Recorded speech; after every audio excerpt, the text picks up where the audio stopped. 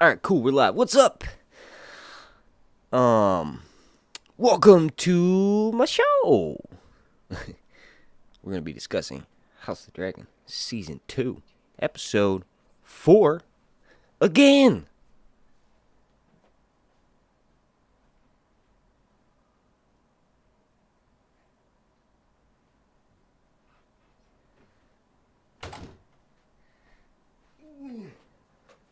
No, it's actually extremely interesting. Wait a second. You jerk. I got my cat joining. Oh, crap. Y'all don't need to see that. Whoops.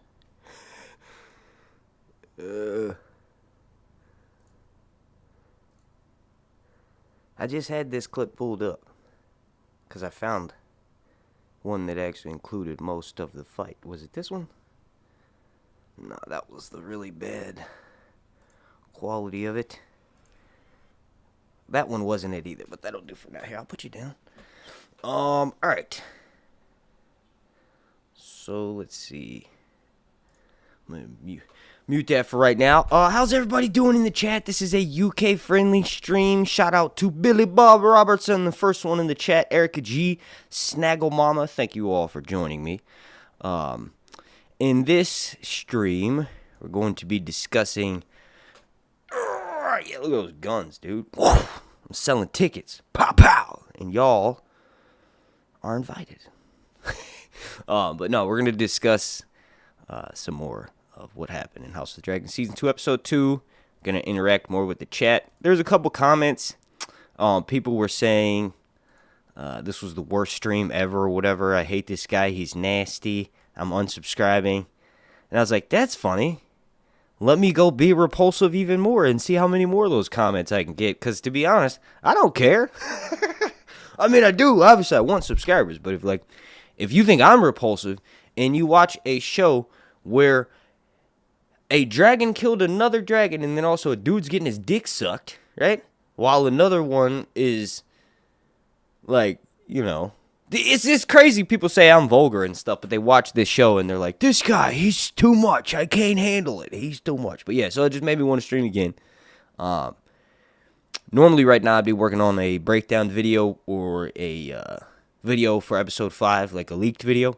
But I decided to forego that, at least for now. I'll probably still break down the episode, but it's really exciting to interact with the chat and to stream... you know, instead of making a video. It's kind of, to be honest, it's kind of boring making a video. Like, I just record the audio, you know, however long that is, maybe like 10 to 15 minutes, and then I gotta sit down and edit every second for hours and hours. And it's more fun to just turn on my camera and start streaming. So yeah.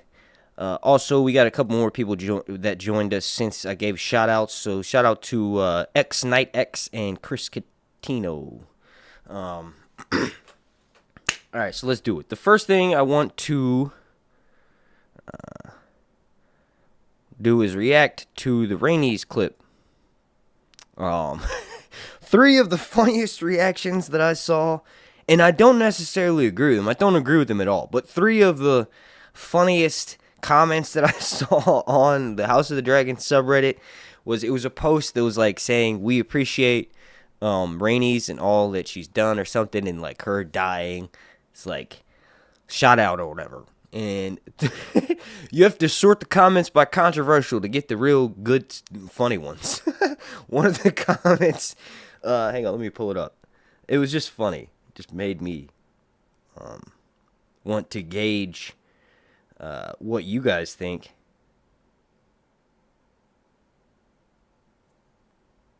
You know, as people watching my channel.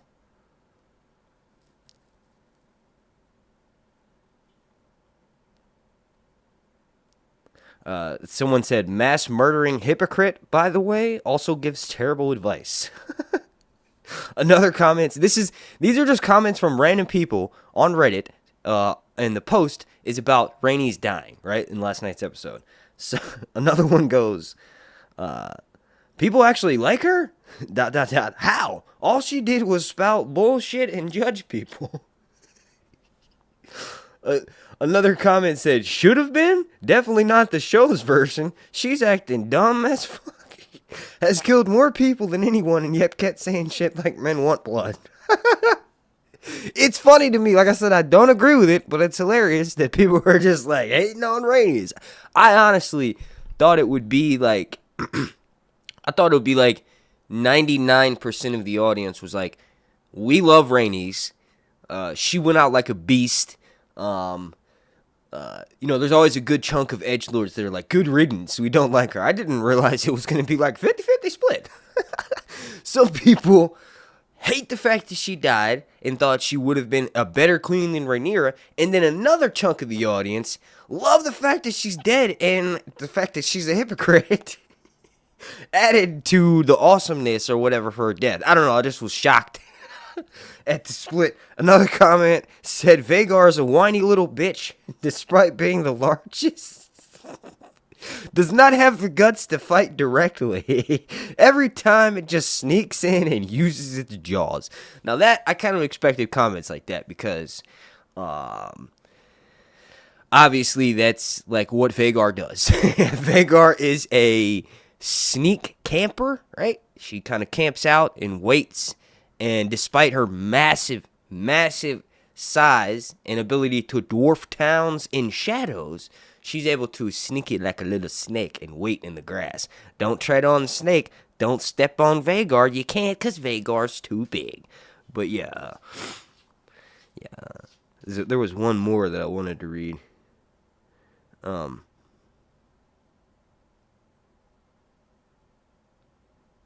Oh yeah, this one was hardcore. They said, rest in piss, terrorist. What? You think Rhaenys is a terrorist, dude? One person said she was an arrogant asshole. Who got her dragon and herself killed for absolutely nothing? Alright, like, come on. My thoughts on Rhaenys as a whole, my thoughts on Rhaenys,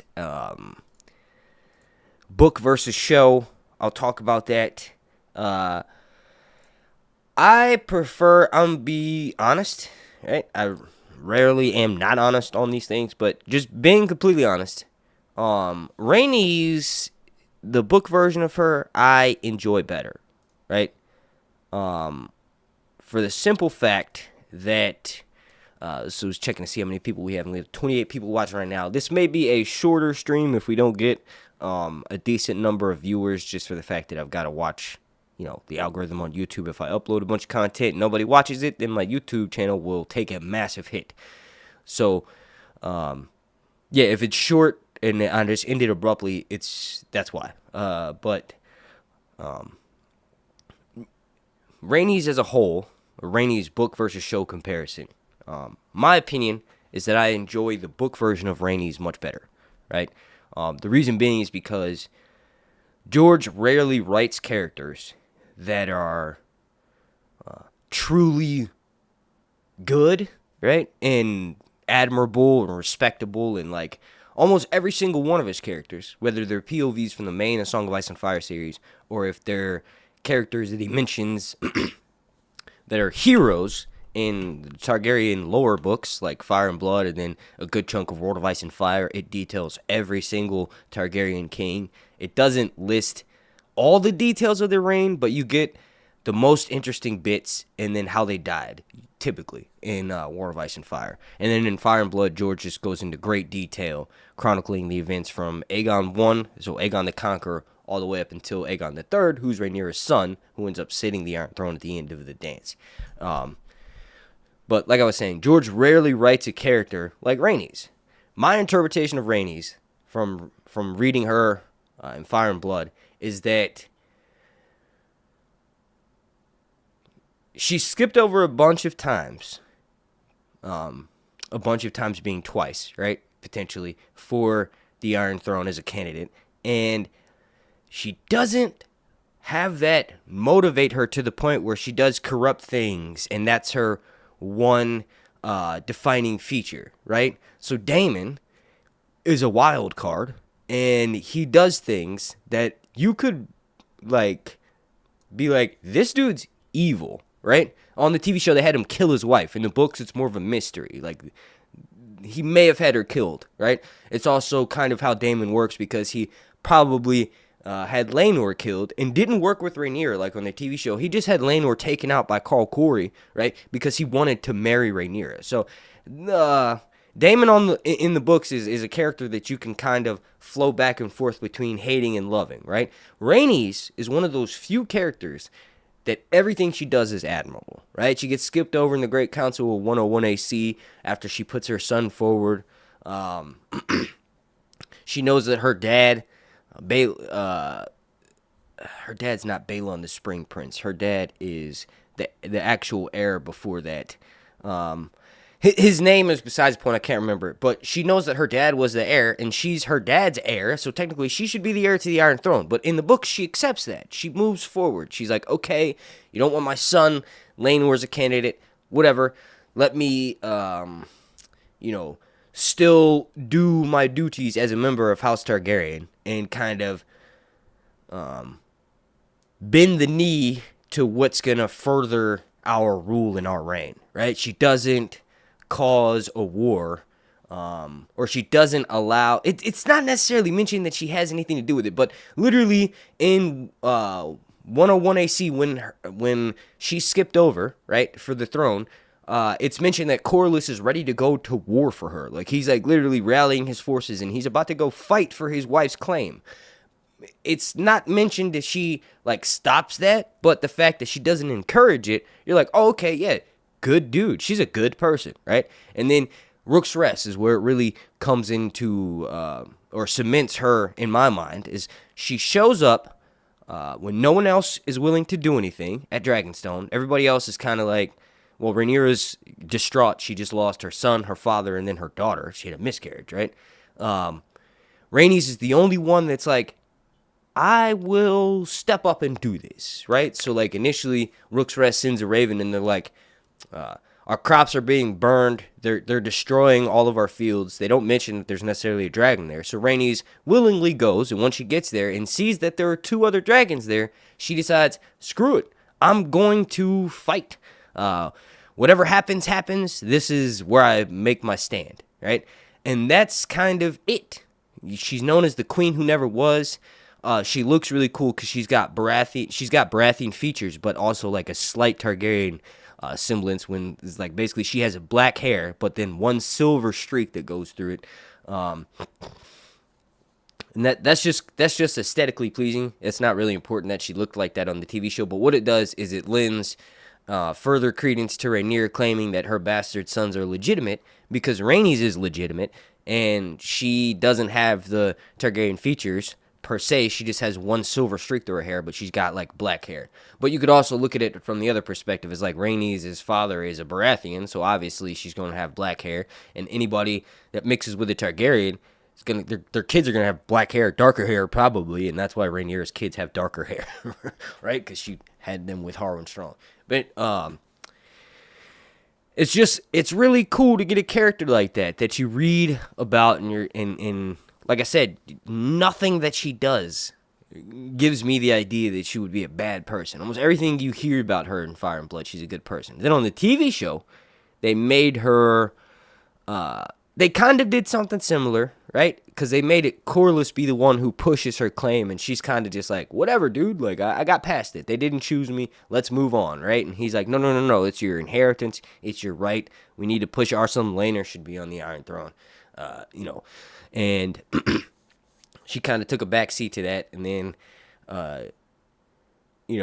episode 9 comes along. She's got a shining moment, and she ends up killing a bunch of innocents. So that, in my book, for the TV show, soured her for me for forever. And you're probably like, what?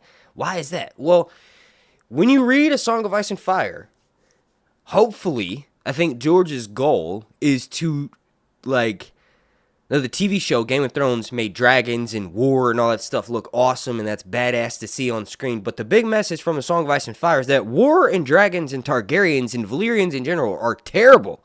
They're awful, awful people. And yes, some of them are good like Daenerys, but what they come with, dragons, fire, and blood, is horrible. And it's better off to have someone on an equal playing field where you have a king that's just a king because he conquered a bunch of people with an army, as opposed to a king who's a king because he's flying a nuke around, right? So that's kind of the whole premise in A Song of Ice and Fire, is that dragons are bad, people are bad, but people can at least be controlled and manipulated and taught and you know, can become slaves and enslaved, and you can manipulate them, but you can't do that with dragons. And that's why dragons are chaos, right? They're the pure embodiment of chaos. So dragons are bad. That's the big takeaway from A Song of Ice and Fire. George R.R. Martin is a hippie from the 70s. He didn't like Vietnam, most likely. He was probably very much against war, right? So that's the message he brought into his books. It's like, war is bad. Nuclear powers are terrible. And no matter who controls them, whether you think that person's good or bad, they're gonna do awful things from one perspective, from somebody's side. Like they're gonna do something bad. So that's the big point in the books. And Rhaenys on the TV show literally goes against that, because she just destroys. Hi, Katie. She just destroys a bunch of innocent people who are in the dragon pit, and she knows this because she was ushered along with them. She killed people that were just straight chilling, right? And they were forced to do something. They are 100% innocent. Mind you, the people of King's Landing are thieves, pickpockets, scums, whores, thieves, pickpockets, scums, whore. Like, they're terrible people, but they're still innocent from war. They don't deserve to die just because they're living in a feudal society where thieves and pickpockets get gelded and their nose slit and their hands cut off and stuff. That kind of savagery and punishment creates the same vicious cycle of savagery and punishment. So obviously, if you treat people like that, they're going to treat you like that, right? So I'm not saying King's Landing people are innocent in that sense, but the small folk are always innocent from the Game of Thrones that the great lords of Westeros play. So when Rhaenys did that, right, she was permanently soured in my book. The only way she was going to be able to redeem herself was in Rook's Rest, and she kind of did that in this episode. But in my opinion, I think book version of Rhaenys is better. I think the comments were way more split than I thought they were. I thought most people would be like, Rhaenys is awesome. We love what she did. She can do no wrong, kind of. And it was just shocking to me that there were, that many people that were kind of split.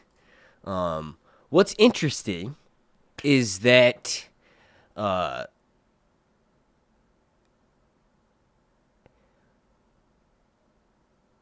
I definitely thought I was going to be more emotionally torn at Melee's dying. But I actually felt like the little bit of moments that we had with Sunfire, like Sunfire nuzzling Aegon. And this is another thing. The comments on that were split too, because I remember I mentioned that in my live stream last night. I'm like, that was one of the best interactions we've ever had with a dragon rider and a dragon, is Melee's and Rhaenys interacting, and then, more importantly, Aegon and Sunfire. That was amazing. Aegon was drunk and he was like mad and he's like pissed off, and then Sunfire goes, "What's up, dude?" But the comments on that were split, because some people said it's like a cat. Like when your cat, my cat literally just did it to me. Walk up to you and nuzzle you like, "Hey, what's up? Pet me," right? But then other people were like, "No, it's like a dog. Like when your dog greets you when you're home, your dog can sense that you're down and the dog like pets you." So here's a question for y'all right now in the chat. Do you think that Aegon's interaction with Sunfire was more like a dog cat, or a like a dog and a dog owner, or a cat and a cat owner? Let me know in the chat right now. Do you think that Aegon's connection with Sunfire is more like a cat connection or a dog connection? I will say this. Aegon himself is played by Tom Glencarny, and Tom Glencarny is a dog man. At least I've only seen him post pictures with his dog. He's got like a golden retriever or something. So let me know what you think. I personally think that it was like and I'm a cat man myself. My cat's literally right here. My dog's downstairs. I'm having a little bit of issues with Danny. It's the craziest thing, dude. She's food aggressive. Like, I've been feeding her by hand, and she eats in her room, and I think that's part of the reason why, is because she eats in her room. So when the cats come in, or when I come in, or when the kids come in, she gets defensive, and she thinks we're going to take the food away, which is crazy, because I've raised her since she was a little puppy. She has no reason to be that defensive over the food. So what I've been doing is feeding her by hand, right? and I'll walk her outside. I'll take her in the kitchen. We'll just go and socialize while she's doing it, so she realizes no one's going to take your food. It's going to be right here. But anyway, she's not up here right now because she's too crazy. I haven't taken her on a walk yet, but my cat's right here. So I think it's more of a dog interaction. I think Aegon Sunfire's bond is more like a dog and a dog owner reaction, because my cats sense when I'm mad. Like, look, they can sense when I'm upset, but if my cats are upset, then they honestly don't care. Like, they will go and do their own thing. Whereas Danny, my dog, look at him. Batman, you so cute, boy. Oh, you little son of a bitch. He's scratching my ankle, What's up? You want some of this? Cha-cha, cha-cha. Look, there goes Danny's tire. That's what I noticed. That my cat gets more defensive when the dog's like scent is around, and then when he sees her, he just runs up to her and just starts licking her. So it's like, what is it? Do you not like the dog, or do you like the dog? Yeah, you little son of a bastard.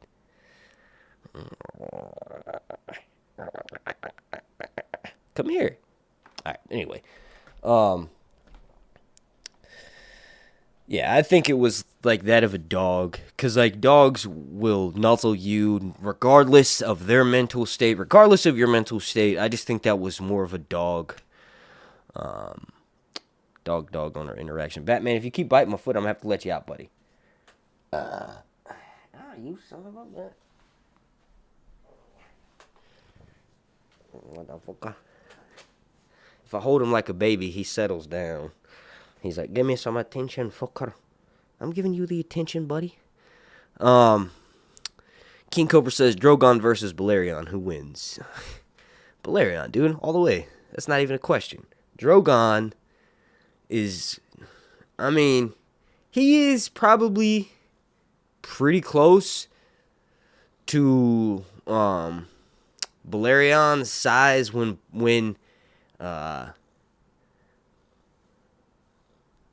well, no, I can't even say that because we don't know. Like, Drogon in the books is just barely big enough for Daenerys to ride him. Like, he's not doing no massive damage like Drogon did to King's Landing. Like, Daenerys would need all three of her dragons to do that. Like, Viserion and Rhaegal are big, but they're not big enough to, like, their fires, not quite hot enough to melt through stone. That's proven apparent because the door that keeps Viserion and Rhaegal at bay in their dragon cave is made out of stone, and they've, like, burned it and charred it, but their fire's not quite hot enough yet to melt stone. Drogon's, on the other hand, might be. I'm not sure. But yeah, Velaryon would win hands down. It'd be like a Vhagar versus Meleys situation. And, like, Drogon would put up a decent fight, right? But you got to realize that Velaryon the Black Dread is from ancient Valyria, like from the Valyrian Freehold at the height of its power, and probably was used for war before Aegon the Conqueror used the dragon to, for sure, war it up with conquering the Seven Kingdoms. One thing that irks me a little bit about the casualness of the way they mention canon, right, is like, Rhaenys says to Meleys, we're going to war, old girl, and she's like, basically insinuating that the dragon's a veteran. Meleys was ridden by her father. No, Meleys was ridden by Balon, actually, if I'm not mistaken. But Caraxes and Vhagar have a history, and Vhagar and Meleys have a history. I can't remember the exact details of it, but it's literally like Vhagar was ridden by Laena on the TV show. That's Rhaenys' daughter's dragon, and it killed her mom, right? And Meleys has a connection with Vhagar because Meleys and Vhagar, their dragon riders, were married at one point. So the two dragons were really close, but then obviously Vhagar killed him.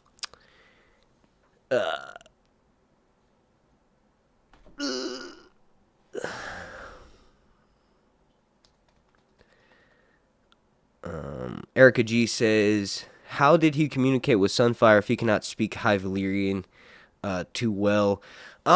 It seems like you don't necessarily have to be fluent in Valyrian, because at one point he literally says faster Sunfire, and Sunfire speeds up. So initially, when he first comes into contact with Rhaenys, he says Dracarys, right? And like he uses that command, and then Sunfire obeys him with that. You just don't have to say it in Valyrian. Like his connection with his dragon is super strong. His dragon, he probably feels like his dragon is the only person, right, or only being in his life that has loved him, right?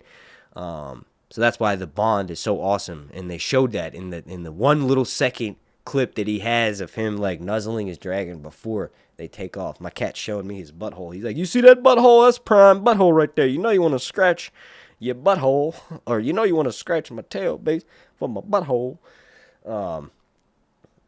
Dude, if you're gonna be a little pumper, I'm gonna have to kick you out, fucker. I'm gonna have to kick you out, Holmes. All right. Yeah. Ow. All right, you're getting out, dude. Come on.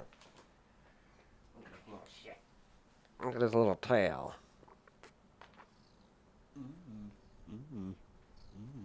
You hear that purr?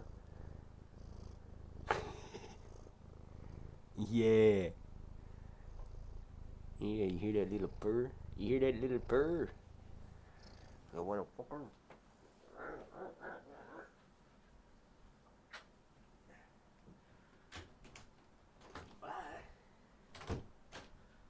Check out my back.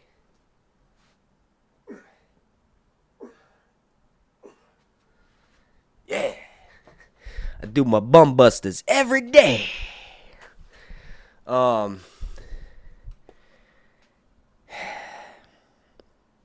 It was an amazing episode. Let's just go ahead and jump into this.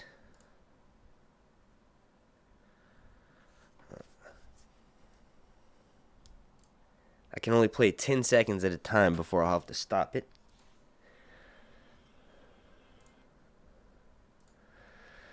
That's so cool.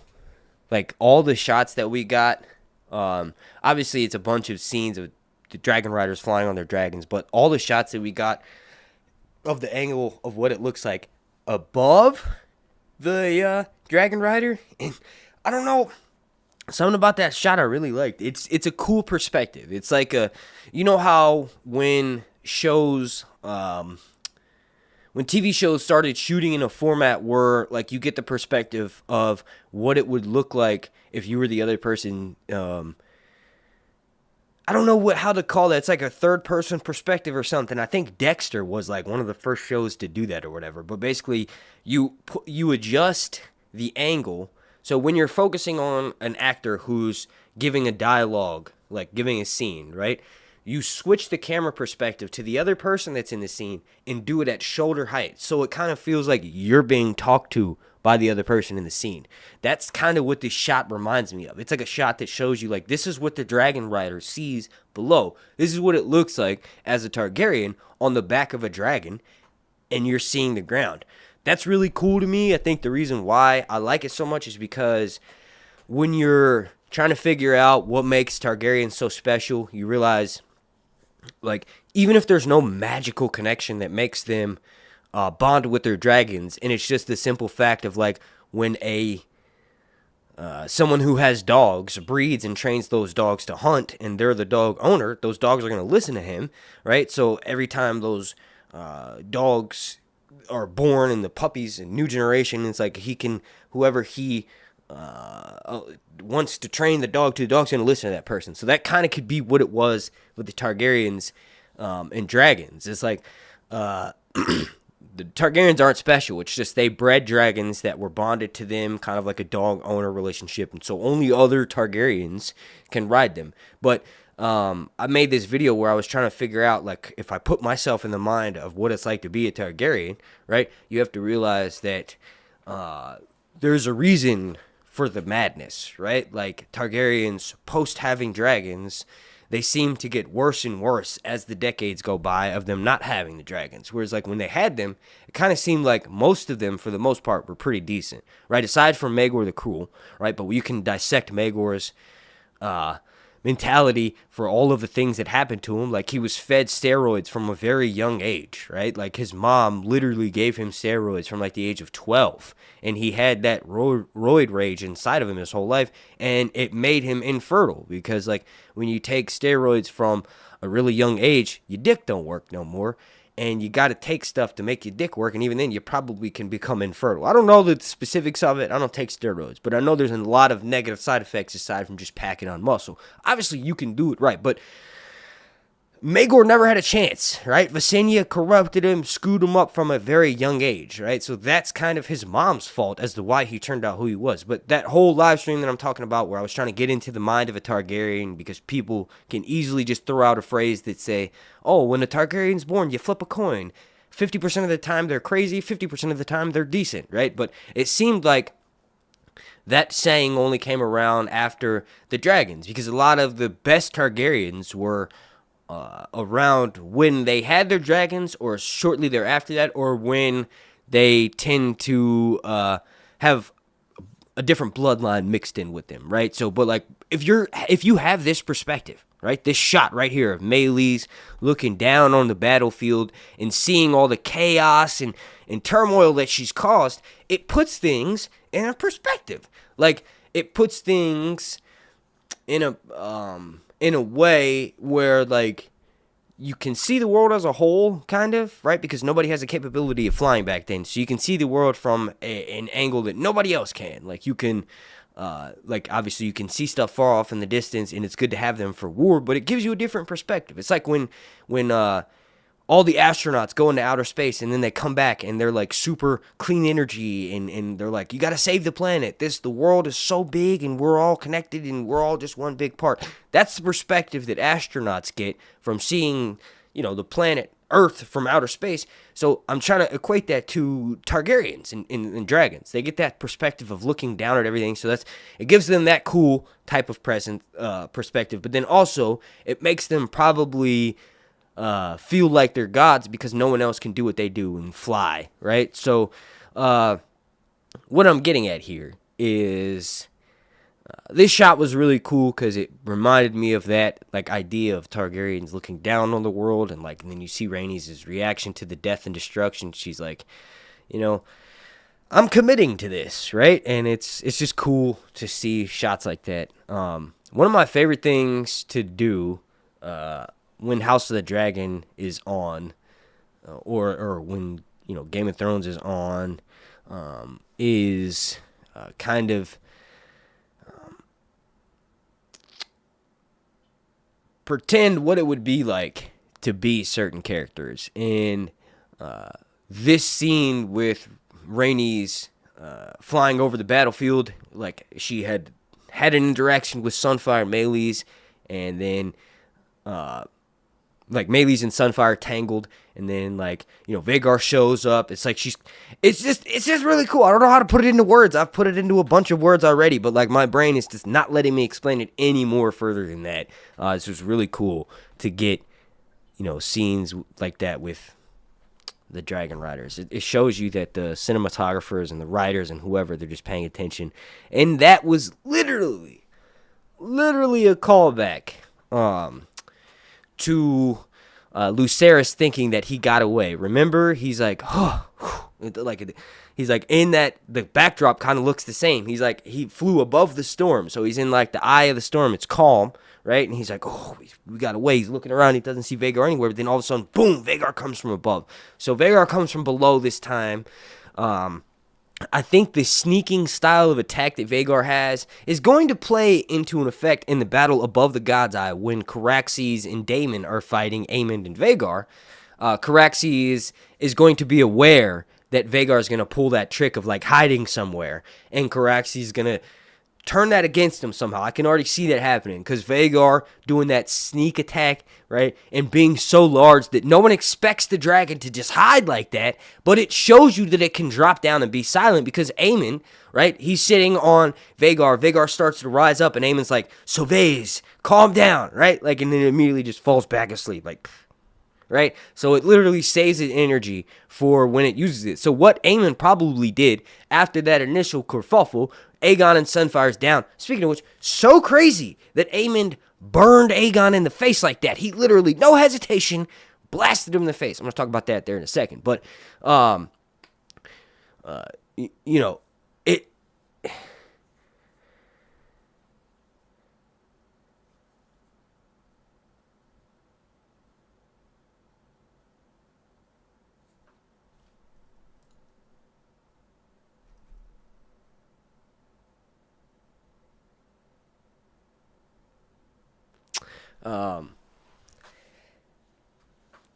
I forgot what I was saying. It's a little bit ridiculous. Maybe he's I just remembered something too right at that same time. So it like hit me and then I forgot what I was thinking about and that reminded me. But yeah, it's just really cool to see them setting up things like, you know, potentially Vhagar trying that sneak attack on Caraxes, and Caraxes knowing about it. Caraxes will probably be aware of Vhagar's fighting strategy. But yeah, so they kind of set that up with Vhagar being able to fall asleep and like just kind of make no sound very quickly. Like maybe that's what Aemond did, is like after Sunfire and Meleys initially had that tango, and then, you know, Sunfire and Aegon are out of it, and then Rhaenys turns around and starts looking for Vhagar. They have another interaction, and then they separate again. Aemond, after that second interaction, probably flew Vhagar to the other side of Rook's Rest. It's on a hill, right? And then had Vhagar do that shit where just passed out, took a nap, like immediately, right down there, waited in silence, right? And then flew up at the last second, because she could rise and drop down very quickly. Like, that was what was shown. Really kind of even early on, because remember the first time we see Aemond interact with Vhagar, she's sleeping, right? And then she wakes up quickly, right? When she realizes that someone's about to mount her, and then, like, it's just kind of like, I don't know, it's cool that they're setting that up. Let's just watch that real quick. Wow, Jesus. It's cool, though, that it shows you that Meleys is not as weak as Arax, right? Because Dragon Bone is actually has iron in it. So dragons, nail, tooth, and claw are kind of ineffective against each other. And the only way that Vhagar was able to kill Meleys was just pure pressure. Like the pressure of its jaws and how strong it was just crushed the dragon's neck. It didn't actually rip all the way through its scales like it started to, but it can't quite break through its neck. You can see right there. It's like trying, right? It's crazy to me how much, and I think people were commenting on it too, how much this looked like birds fighting each other. It's dope. That's kind of what we got in Game of Thrones Season 8, Episode 3 with Daenerys and the Night King squaring off, but this being in full daylight, it's cool. It looked like that right there literally looks like when an eagle carries a fish or something in its claws after it catches it from a river. Like, it's like, oh, I've got my prey, time to go. Or like when an owl catches a cat. It's awesome. And then another thing that I didn't comment on last night, but remember when its blood flies down and hits somebody in the face? Sunfire's hot blood burns dudes? That's awesome. That's in canon. Dragon's blood is hot. Every time a dragon gets wounds, or for instance, when Velaryon the Black Dread comes back from Old Valyria with Arya Targaryen, right? This is during the time of the old King Jaehaerys, when Velaryon is still alive. He's got great gashes and rents that are all along the side of his body, and they're smoking, right? Because his blood is burning hot. It's boiling hot at all times. So when dragons have their blood exposed to the air, it starts like a smoking and a smoldering wound. And the same with Drogon and Daenerys. When Drogon gets cut by some of the whippers in the pits of Daznak, he's got like little cuts that start smoking hot blood. So it was cool when Sunfire's blood dropped down on this group of soldiers and immediately incinerated them in hot oil. It looked like when you drop oil, when you're in the medieval days, they would castles are being sieged. There would be these grates that you could pour hot oil through. Jon Snow does this on the wall when he's fighting the wildlings. He drops hot oil on them and Storm Swords when they are attacking the wall. It's really cool that they kept that. I just love anything canon. I'm a sucker for canon. We really can see how they use those two sets of holders too, handles, right? They've got the ones for, just easy flying, and then when the dragon starts dive bombing and picking up speed quickly, they switch and grab those handles that are up front to have more of a sleek kind of like. It just reminds me of somebody riding a bicycle in the Tour de France, because you can have bikes that have like those little arm things where you can kind of rest and put your arms on, and then you can also sit up, right? So it's cool that they have things like that. That's not necessarily mentioned in the books. One thing, the thing that I'm most disappointed with in this episode, and this is probably like one of my only problems, if not my only problem, Rhaenys was supposed to have a whip. They made a cannon chains that attach the rider to the saddle, but Meleys is supposed to have a whip. Rhaenys is supposed to have a whip that she uses to control Meleys. It's kind of a silly thing to not include. Daenerys uses one in the books to cull Drogon. That's how she mounts it. And I think the reason why Dan and Dave didn't include that in the Game of Thrones original TV series is because they said they thought it would be cruel or something. I don't know. But it does make sense because the dragons are wild beasts. They're wild animals, and you cannot control a wild animal. The idea is that dragons bond with Targaryens over blood relations too, but also it's kind of like a friend thing. Like, they allow them to work with their rider, right? The rider's not fully in control of the dragon. So they use the whip to help cull the dragon, kind of like when cowboys or just people who ride horses will use spurs to speed the horse up and slow it down, those little metal things that dig into the horse's side and it causes it pain, right? That's how they control the horse. That's how Targaryens control the dragons, is they whip them to get them to do certain things. So Rhaenys whipped Meleys to get her to commit to the battle. And that was just a cool little moment to let you know that Meleys wasn't necessarily ready for death. The dragon itself wasn't necessarily ready to go die, but the rider was, and the dragon allowed that to happen. So that's kind of like a cool connection, because it reiterates, dragon is not a slave, but it will work with you if you treat it right, if you're friendly enough with it, if it loves you, if you have a bond and a connection that's insanely deep, right? Aegon's Sunfire, Crib, and the egg. People don't realize this, or no, they do. People do realize this. The egg that young Rhaenyra gets from Daemon in episode 2 when Daemon is on Dragonstone, and he's like, I'm the Prince of Dragonstone, and he's got Mysaria there, and he's like, oh, we're pregnant, we're gonna get married, I'm the king's heir, I'm the Prince of Dragonstone. Rhaenyra goes over there and gets the egg back from him, right, because he takes an egg. That egg is Sunfire. That egg was meant for her brother, who ends up dying after a few days, right? That egg was then given to Viserys' new son that he has with Alicent, Aegon. And we all know that Sunfire, spoiler alert, Sunfire eats Rhaenyra. So that dragon that Aegon is bonded with, one of the reasons why it's got such a tight-knit bond is the dragon has only known Aegon. It's only ever had one rider, and it grew up from a hatchling and being in Aegon's presence. So that's really cool.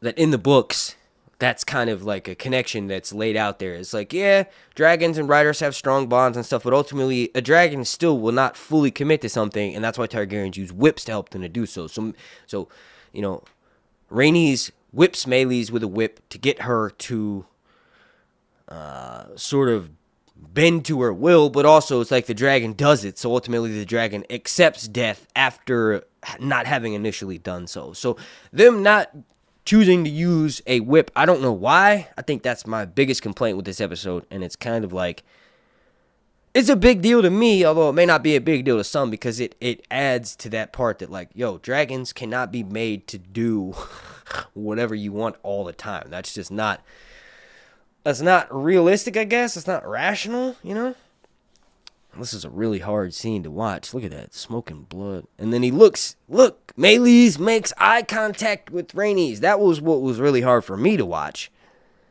Making that, look at the icon. And then he's dead. Meleys is dead right there. The Scarlet Queen, she's gone.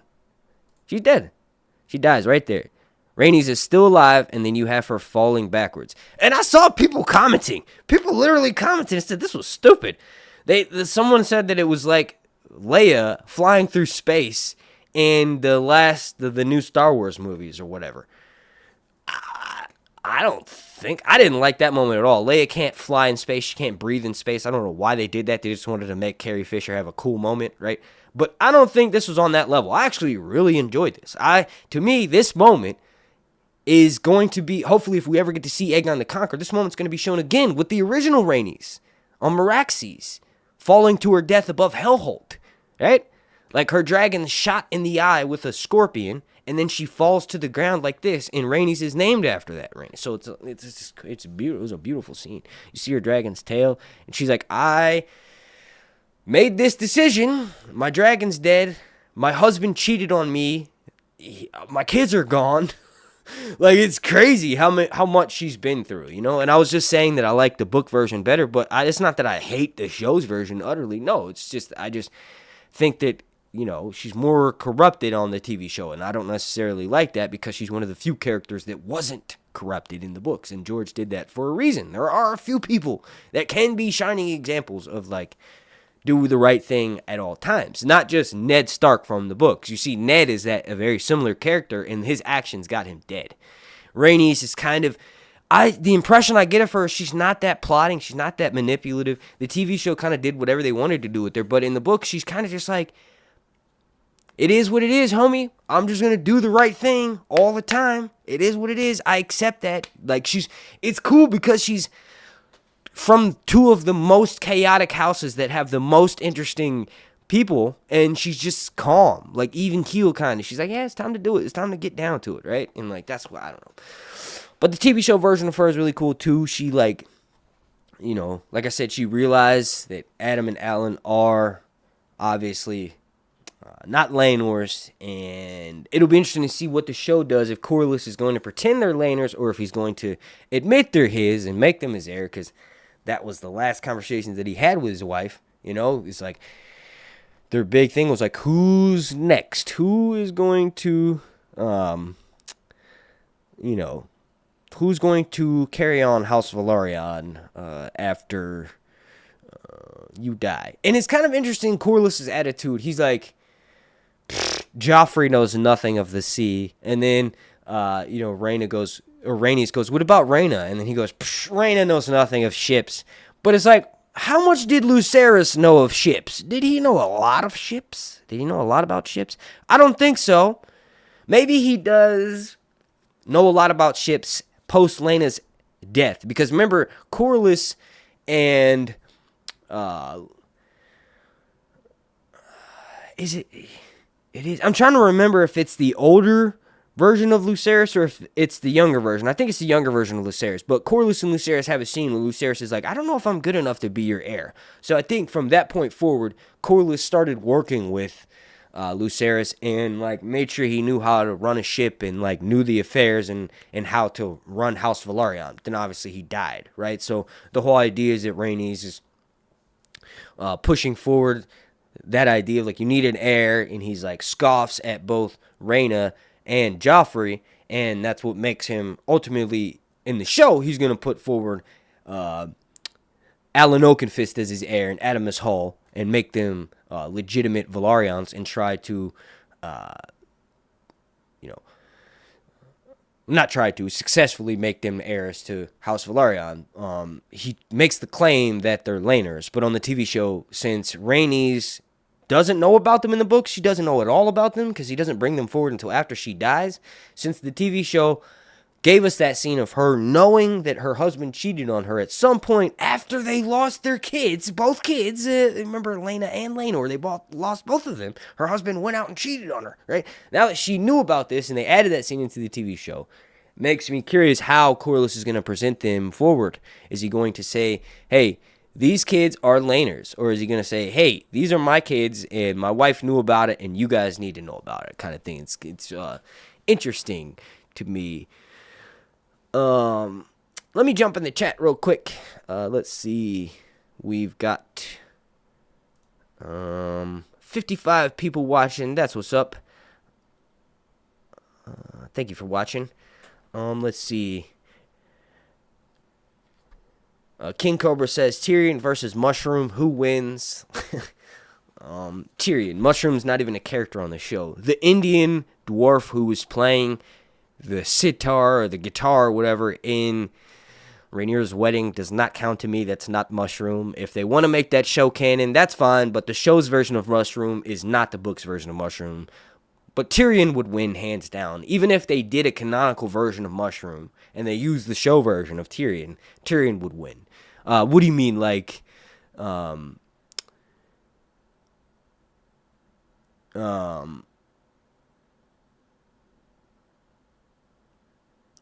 fighting or like a battle of wit? It'd be pretty close if they're doing like joking, like if they're doing wit and witticisms, because Tyrion is pretty funny, but so is Mushroom. Mushroom's got some of the best versions of events of history, whether he's lying or not. Snaggle Mama said, thought Drogon was big till Nana Vagar entered the chat. Yeah. And the Drogon, like I said, Drogon in the books is just now big enough for Daenerys to ride him. So he's probably around the size of Moon Dancer in the books.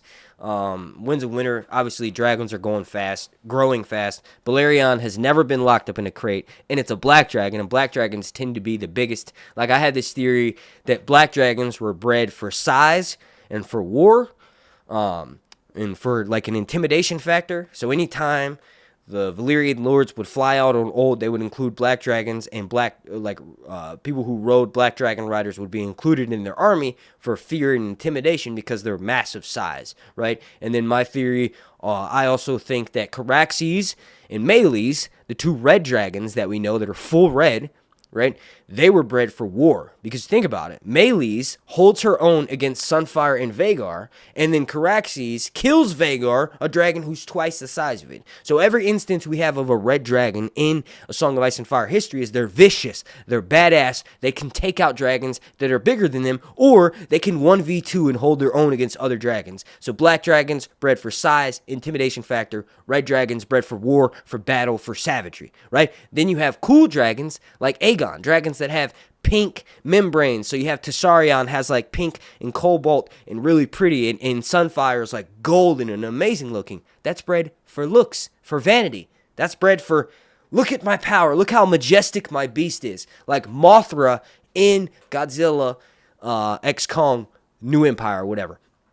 Mothra is gorgeous. It flies in. It was like in a crystalline shape state or whatever. Then woke out and had all this cool golden moth dust fly around with it. Sunfire, Tessarion, dragons like that, or Visarion in the main series. Daenerys' dragon that's cream, gold, and pink. Right? That dragon. Those types of dragons are bred for vanity. They're bred for. We say Valyrians that have the most money would buy the prettiest looking dragon eggs and breed those dragons and be like, look at how beautiful they are, right? So that's my theory. And I'm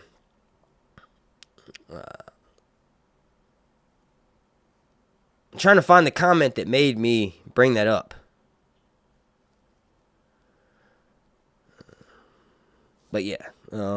Sundowners Club says Velaryon would be like a pit bull and Drogon would be like a poodle, if that helps. Yeah. Drogon, we haven't seen him, what he's capable of, because he's so small. But I think Velaryon would beat him hands down for sure. Dennis says, Sir Hunts, what's up, my dude? What's up, Dennis? King Cobra says, does she eat Fancy Feast? My dog is a girl, my cat is a boy, and they are given wet food a couple times a week, but not that much because they just become crackheads for it. Snaggle Mama said, Aemond doesn't seem to have that bond with Vhagar. I think Aemond's bond with Vhagar has actually gotten stronger, because you can see that when he said Sylvace, or when he like told Vhagar to calm down, it immediately was like. Whereas before, it probably would have stirred a little bit more. Maybe started to fly and then eventually laid down. It seems like Aemond and Vhagar have a pretty strong connection. Lin says, "Morning, Sir Hunts. Morning, Sir. Strong purr. Love it." Sleepless JR says, "R.I.P. TQN and the melee. Oh, the Queen Who Never Was and the Red Queen." That was a hard acronym. TQWNW. Luckily, I'm like, I just knew that I don't know. I thought that was a typo at first, but the Queen Who Never Was. That's Rhaenys' nickname in the books. Yeah, R.I.P. man. Daemon needs to stop drinking that crunk and get it together. Yes, Daemon is on the weirwood paste. I went on like an hour rant about that last night. Delroy LML says, "I think because Aegon's armor is Valyrian steel, the gold on Sunfire is what merges to Aegon's skin." I don't know. Haven't thought about that. Marjan says, "I don't think anyone who's flying dragon should drink. Talk about drunk driving." I know, right? But he did pretty good. I don't think that alcohol affected him as much as it looked like it affected him when he was driving. Reese from Philly says, "That dragon gazed into her eyes as if it said goodbye as it died." Yeah, it definitely did. That was like a extra stomach punch. Like let's go back to that scene. It's for sure that's what that was. It's like looking like, "Hey, this is what you caused," and it just gives Rhaenys that last little like, "Hey, look, right there. I'm dying. This is what you wanted. Remember, I tried to flee. You know, I obeyed you until death. I can no longer obey you." It's hard to watch. Really hard.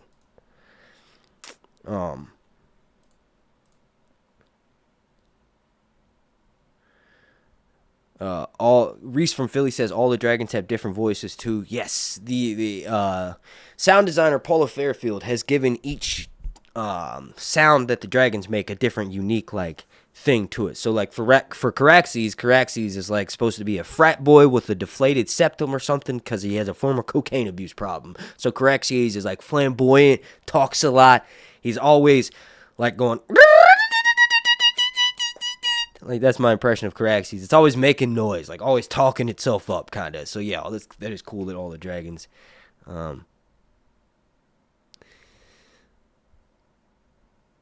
Episode was crazy indeed.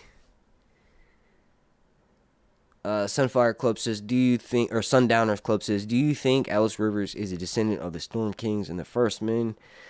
No, I talked about Alys Rivers last night. You gotta go watch my stream last night. But Alys Rivers is a member of House Strong. House Strong is one of the few houses south of the Neck. The Neck is a geographical location that separates the north and the south on a map of Westeros. But House Strong are one of the few houses that are south of the Neck that boast of their First Men blood. So Alys Rivers has Children of the Forest connections. She's related to green seers and weirwoods of old, and she was making weirwood paste that she gave to Daemon. That's not canonical at all. There's no interactions between Alys Rivers and Daemon in the books. In fact, it's literally mentioned that Alys Rivers isn't even heard of when Daemon was spending time at Harrenhal when he first took the place. So his effects were the abilities and charms of Alys Rivers were Daemon was immune to him, right? So the TV show has kind of annexed or nixed that and threw in their own version of events, and they're having Daemon interact heavily with Alys Rivers. But ultimately, I've said this before, and I still think nothing's going to come of their relationship. They might hook up. I was sent leaks that were said that they were going to hook up. They kind of hinted at they might hook up at some point, but it seems like Daemon's got the army coming, and he's going to be leaving at the end of episode 5. And for sure, we know that Rhaenyra is going to be taking King's Landing in episode 8, and that's coming up soon.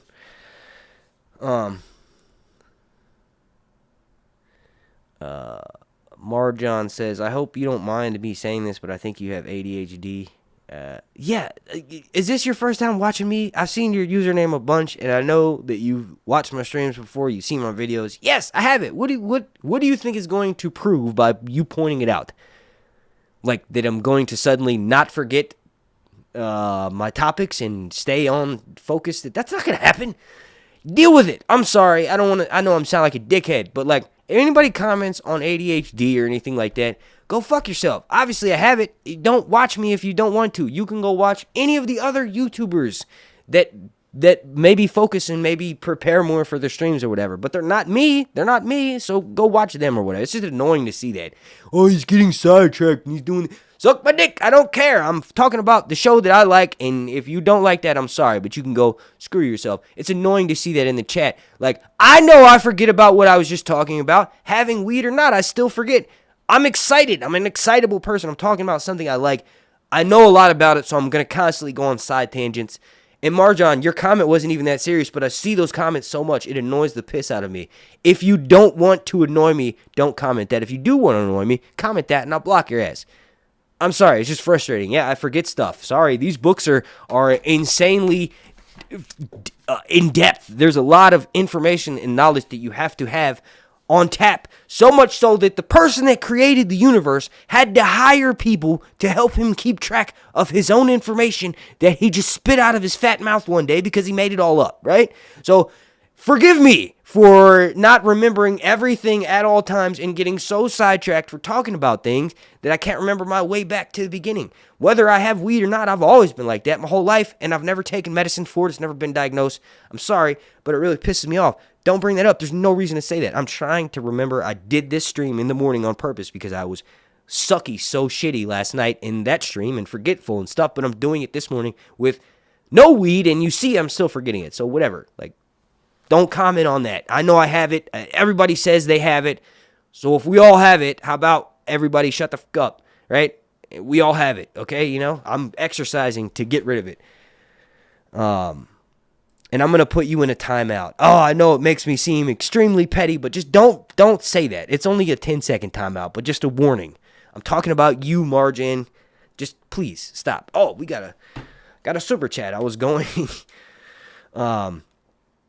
going off on someone in the chat, and there's a super chat that happened. Sorry about that. Thank you for the super chat, Forgotten Circus. This is the fifth. YouTube is letting me know this is their fifth super chat on a live stream. How do I celebrate that? Oh, so that's cool. Thank you for that, Forgotten Circus. But they said Caraxes is like the special forces of dragons. Let him cook just like his rider. The Rogue Prince was right. Yes. Sholin says, I love their vocal sounds. Those need to be ringtones. Looking to see if there are any. There could be. Paula Fairfield is the sound designer who made Caraxes' voice. And I met her in 2017. And I interviewed her twice, actually, since then. And she follows me on social media. I follow her on social media. So I will try to send... She actually has viewed my story this week. Like the twins, Elliot and Luke Tittenser, look at my story often. But I was shocked. So Paula just randomly saw my story too on Instagram. So that's cool. Maybe I think she's actually a fan of my videos. I think she likes when I talk about dragons and stuff. Or at least she's mentioned that before. I don't know. Anyway, I can message her. I can DM her. I'll DM Paula and see if there's a way that she can put the dragon sounds on like an HBO official ringtone app or something. There's got to be some way. I mean, you could always just record as a voice memo and then set it as a ringtone. That's what I used to do back in the day.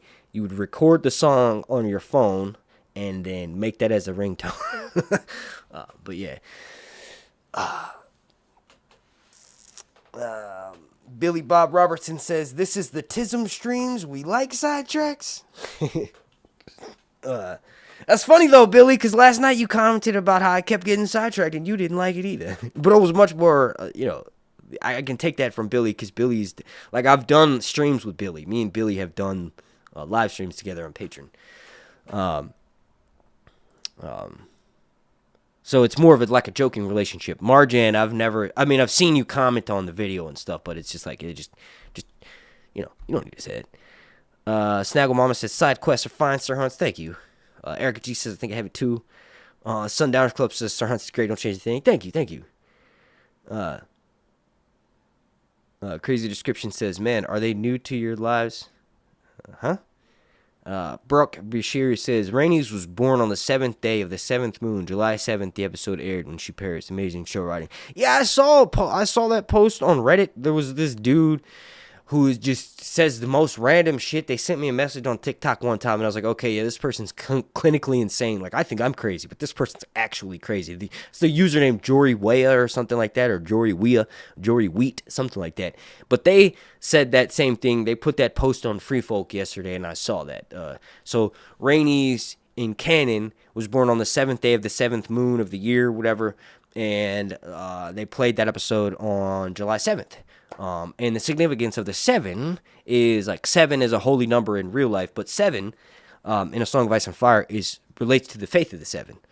So Rhaenys wasn't she didn't like practice the faith of the Andals, and Targaryens in general aren't necessarily religious, but it was just kind of a cool thing. George does stuff like that all the time. So like for instance, Robert Baratheon was born on the same day that King Aerys, the Mad Targaryen, was named as king. So the same day King Aerys becomes king, his cousin, Stephen Baratheon, has a son, right?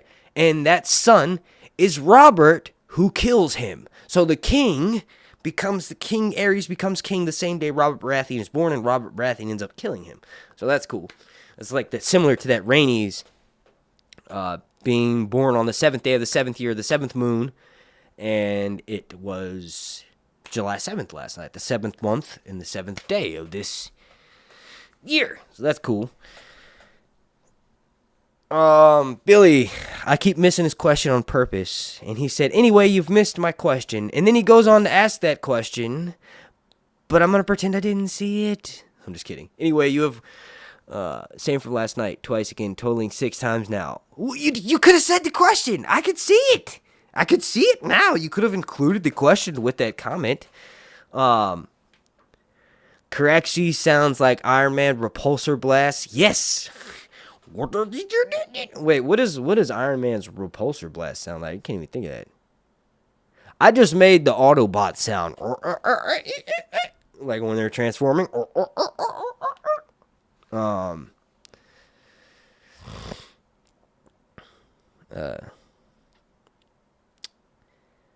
Have you thought about maybe having watch parties for the new episodes? We do that for Star Wars. I have. There's just no way for me to do it. On Patreon, I was thinking about starting my live stream when the episode goes live, but it'll be like separate, so I stream it to my Patreon. So it's not really a watch party where I have other people watching it with me on stream, but it's just me watching it live. It's my reaction, and then all of the people watching me interact with me while they're watching it at home in the chat, and we like talk, and you get my initial reaction for when things first go live. I thought about doing that on Patreon, but it's just a lot. It's a lot. I'm always with my kids up until I'm watching the episode, and then once I watch the episode, my girlfriend takes over, and then as soon as I finish, I'm back in dad. I'm like, I gotta go to bed. It's too much for me to try to do anything other than stream the night of. And you know it's hard because there's a lot of streamers that are way bigger than me, do way more videos than I do, and they still don't stream on Sunday night because they know it's hard to do it after they've just seen the episode or whatever. But yeah, I've thought about doing something like that before. Billy Bob says watch parties would be amazing, but I don't think we could hear this show over Mark's reactions. Yeah, you're right. I'd be screaming. You're right. You guys would be like, all right, I'm going to turn this nigga off. I'm going to come back and watch him after I'm done watching this episode because he's annoying. You know I would, So do you think Aegon's armor will be fused to him in the show? Is that the question? You don't be watching me, bro. You know what I think on that. I think Aegon's armor is going to be pieces of it. I don't know if I've actually said this out loud, but after having watched what happened, right, he's got Valyrian steel armor. Dragon Flame is hot enough to melt Valyrian steel. That's the only thing that's hot enough to melt it. Also, Valyrian steel is probably the only reason why he survived that fall. Remember, his dragon's wheezing like, and then,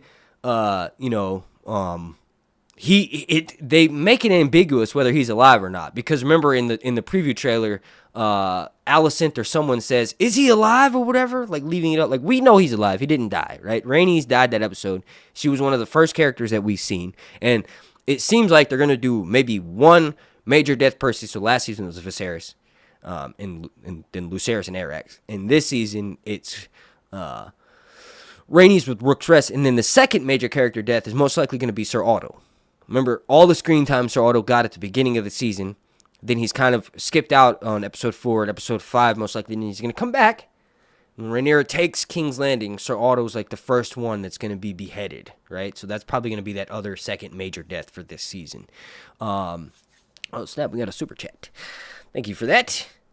Oh, wow, it's the same dude that did the super chat. The last super chat. Shout out Forgotten Circus. Thank you, man. They said, Sir Hunt, I'm the same bro on my channel. We should collaborate. My mind is like a dog chasing cars. Don't change a thing. Be you, bro. Yeah.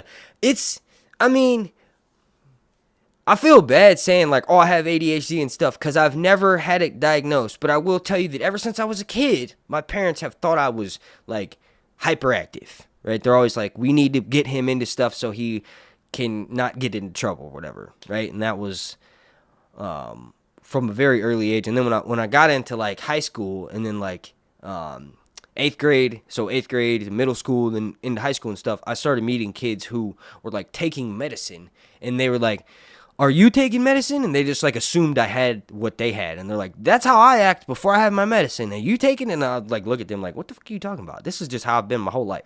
So I feel bad saying that I have something when I've never been clinically diagnosed with it. Like, you shouldn't do that. I used to say, oh, I'm autistic and I have ADHD and I think I might be bipolar and stuff. Like, I should not be saying that, because people that actually have that have been diagnosed with it will look at me and be like, man, how about you shut up saying things that you don't know what you're talking about, right? So I stopped saying that. But I still believe I do have those things. That's why I mitigated it by working out. The only way that I can have a positive day, the whole day, is if I go and physically run, lift weights, do something. That's the only way I can put my brain at rest. The only way. But yeah, I don't know about collaborating. I'm gonna be honest with you. I've said it before, and like one of my patron members has a YouTube channel. To me, it's always, I always think it's gonna be a fun idea, but then I get so in my own head where like I'll go and be on that person's channel, and if they're like bigger than me or more successful than me, or if they're not as successful as me, I'll feel like some sort of superiority or inferiority complex, and it just makes me spiral. I have a very, and I'm learning it, right? Even with exercise and eating clean and doing the right thing, I still have a very temperamental mental state. And like, if I can just avoid making myself spiral and just being in a pissy mood, I'm gonna do that, because I have kids and I can't make them turn out like I am. So I have to be positive, kind of. And collaborations, following other YouTubers, anybody that does anything similar to me, it just makes me teeter on that edge of like comparing myself to everybody, and then getting depressed because I used to be so successful and now I'm not, and I feel like I'm way better of a YouTuber than I was back then, and like all this other stuff. So I just stay away from it. I just do this. This is what I do. I break down the episode as soon as it comes out, and I'll do either a live stream or a breakdown video of the episode or a breakdown video of the next episode. That's just how I don't care. I mean, obviously I do want to be successful. I want to make money doing this, but it's just easier for me to keep my sanity, to just not care, to do it when I do it. While I'm doing it, care about it, but then after that, I turn it off. So like last week, I had a video that went viral for me. It's the most viewed video this year. Got 18,000 views. I didn't upload it all. I saw that. I saw the comments. I was like, that's amazing. That's doing really well.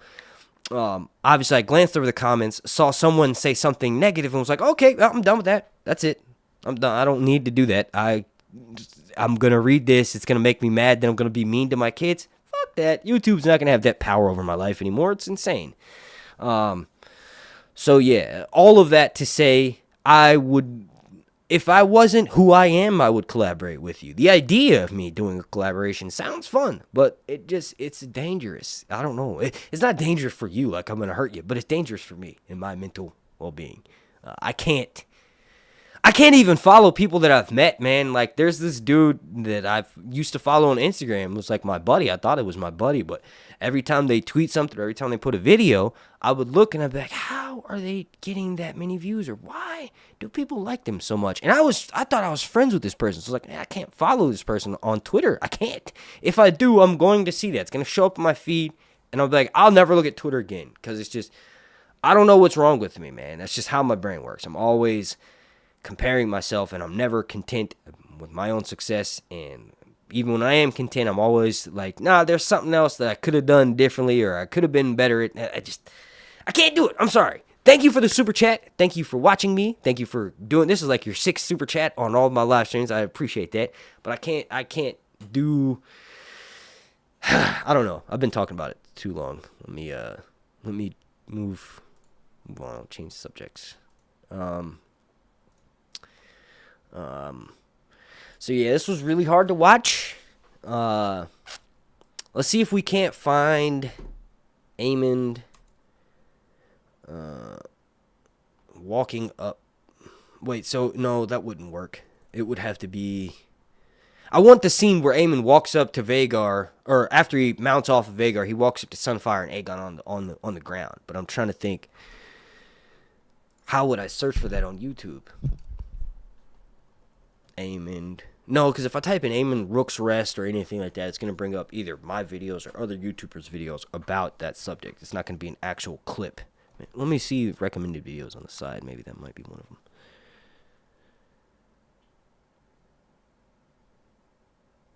Right here. Literally. Right there. Perfect. Thank you, Sensei Moro. That's the guy who had the other clip, too. What?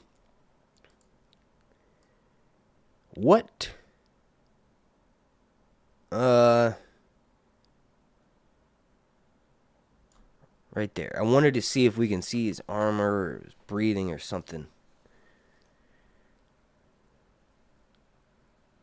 Oh, man. You're not looking good, boy. Oh, yeah. So last night I was confused about what Aemond's intentions were. I thought that Cole and him decided that he would take Aegon out. No, I think it's more like Cole hinted at the fact that, like, things happen maybe in the conversations. Remember, they have correspondence. And ultimately, they said that there would be an opportunity for Aegon to kind of get rid of his own self, and maybe Aemond would then step up, and he's the one who should be the rightful heir. Cole agrees with that. But Cole did not, which is what I thought last night. Cole did not agree with him to kill Aegon. Like, there's got to be some consequences for that, because Aemond literally shows up to the battle and he goes Dracarys and just burns only Aegon. He only burns Aegon, right? And that's what sends them spiraling to the ground.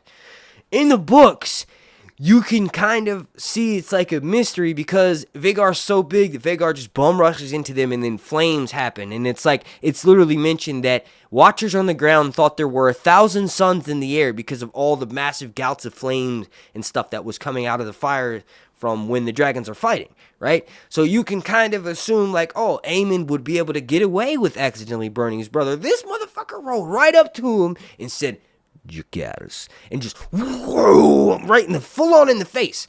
Everybody saw that. Aemond, you're not that sneaky, buddy. Cole saw it, immediately started running towards the king. And then they did that Tyrion thing where Cole got knocked out. He was like, boom, boom, which doesn't happen in the books. Tyrion very much is awake.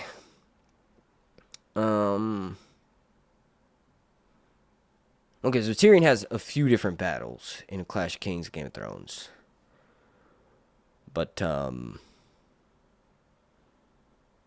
that does kind of happen like that in the books. He does kind of get knocked out and miss the entirety of the battle of,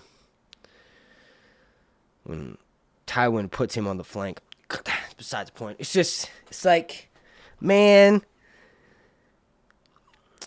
I love this show. I don't know. It's like, I don't necessarily agree with everything. I don't think every episode was a 10 out of 10, but these episodes 2, 3, 4, 1 of this season, all 4 episodes, all of the episodes, aside from some moments in episode 9 of the season, it reminds me that this is the greatest book series of all time. Not Fire and Blood, but A Song of Ice and Fire. George, fat man, bearded fat man, please, give us Winds of Winter. But also, I'm totally content with getting these shows.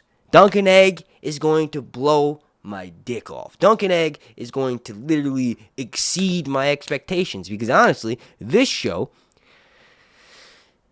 is already doing that. So obviously, when they do another show, and it's crazy because it's going to be out next year. They're filming it right now. I don't even know. There could be a leak for Dunk and Egg that came out right now, and I haven't covered it yet because I haven't had time. Fire and Blood, Ice and Fire, A Song of Ice and Fire. Yeah, I've got this lighter down here. I gotta do it. I hate to do it to him. I told him I wasn't gonna do it to him. I gotta take my kids over to their grandma's house in a little bit. But not yet. It's lunchtime. Them little niggas need to eat lunch anyway.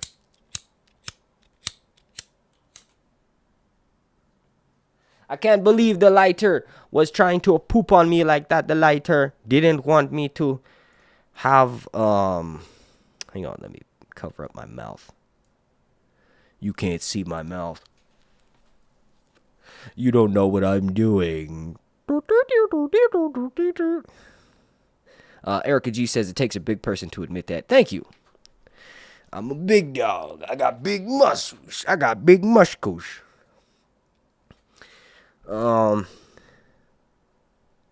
Everything Story says, in terms of acting, who's your favorite? That's hard. Tom Glencarney, man. It was Daemon for season 1, for most of the whole season, and then Aemond for the few episodes that he was in, right? So Ewan Mitchell, Matt Smith. Tom Glencarney, dude. Aegon is my favorite. He's my favorite actor. And I know it probably seems like I'm biased because he shared one of my posts last year or whatever. It's the most liked post I've ever had on Instagram. It's got like 2,000 likes or whatever. He shared it to his stories, right? Last year. Or actually, it was 2 years ago. So I know it probably seems like I'm being biased. But no, the dude is the best actor on the TV show. Followed very closely by Emma Darcy. They're honestly superior in certain scenes. But you can't compare them because they're not the same, right? But like as far as like who has the greatest moments on the show so far, it's like, which one has the writer given the greatest scenes to? There's been moments where Emma Darcy's acting ability has exceeded Tom Glencarney's, but that's because the writing for that scene was better than the other scenes that Tom Glencarney were in. So it's like, dude's my favorite, followed by Emma Darcy, followed by Matt Smith, followed by Ewan Mitchell. But you got to understand that when I say follow, I mean, bring Tom Glenn 1.0, and then Ewan Mitchell, Emma Darcy, Matt Smith, 1.2. Like, that's how close it is. So it's like all of the Targaryens, all of the white, silver-haired individuals are my favorite actor. I'm a big fan of Steve Toussaint, but I haven't seen... I've seen enough scenes of him, but I haven't seen the version of Corlys from the books all that much yet on the TV show, and I'm pretty sure... with the scenes that he has annexing the Gullet, the Battle of the Gullet, him becoming Rhaenyra's hand, right? That's going to be pushing him up on my books, but I just haven't seen that many scenes of them. So right now, just all of the Targaryens. But literally, Tom Glencarney, Emma Darcy, Matt Smith, Ewan Mitchell, right? Fia Saban, obviously included in there, but she hasn't had that many scenes. She hasn't had enough scenes for me to be like, yes, I think her acting skill is better than someone else. Also, the actors probably don't want you to judge them and rank them like that, right? They're all pretty talented. I don't mind ranking episodes and writing and directing and stuff like that because they're kind of like, it's different. The actor's a person. It's like they literally can only do as good as the material they're provided with, right? So, Rhys Ifans is also good. Yeah, for sure.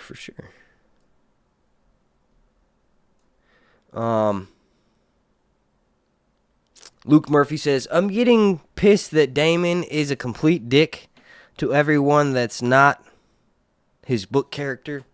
Well, so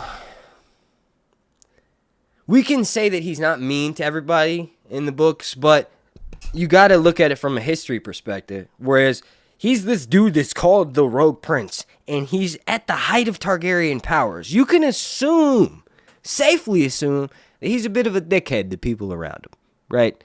Not everyone, right? He's nice to Crispin, was it? No, I'm just kidding. He's nice to, he's nice to Jacaerys. Like, he doesn't cut Jacaerys' head off. He teaches Jacaerys a lesson when Jacaerys is questioning Daemon's loyalty, because Daemon is sort of running Rhaenyra's council. Rhaenyra's having a baby. She's having a miscarriage. Daemon's running her council, and Daemon's like, we're going to do this, this, and that. And then Jacaerys is just told by Rhaenyra to not, this is in episode 9, or episode 10, or whatever. Rhaenyra tells Jacaerys, don't let anyone do anything when I'm, incapacitated and I'm having this baby. Don't let anybody do nothing. So Daemon is confronted by Jacaerys, and Daemon has the opportunity to chew Jacaerys out, but instead he's like, no. Let me show you what you do to people who actually his loyalty is questioned. And he brings out Sir Steffon Darkling and another dude, and he has Caraxes there, and he threatens them, right? He's like, this is how you convey your point. You use your dragon. He teaches his stepson in that moment a lesson, right? So he's not really mean to everyone around him. He is sweet to Rhaenyra. He loves Laena. He's kind of good with their daughters, but ultimately not. He walks right past. He's like, I don't want anything to do with you, Baela. Baela's like, Dad, where you going, Dad? Where you going? Are you going to go drive to the store? Are you going to go get some milk or some cigarettes? And then he's like, shut up. Shut up, Dark One.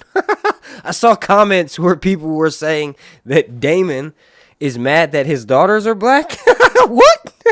I didn't get that vibe at all. I think it's like he doesn't care about any of his kids. Not just his daughters. He doesn't care about any of his kids. He's just like, whatever. Like, cool. Like, are you a threat to me? Oh, you're not? Okay, well then watch out. Go sit down somewhere. Like, that's Daemon's mentality. Brian Boo Baby said, it was so sad when they looked at each other. Yes, it was. Our dragon died. To me, that was equally as sad as when Sunfire gets its belly raked open by Meleys. So I kind of felt happy that Meleys got the death because it had hurt Sunfire. But then that was extremely painful because Meleys made eye contact with, Rhaenys. And Rhaenys willingly decides to fall to her death. There's a possibility that she could have tried to unhook her chains and maybe tried to do something, but she's like, nope, falling backwards. Check out those guns. Ooh, I got arms. Got big old arms.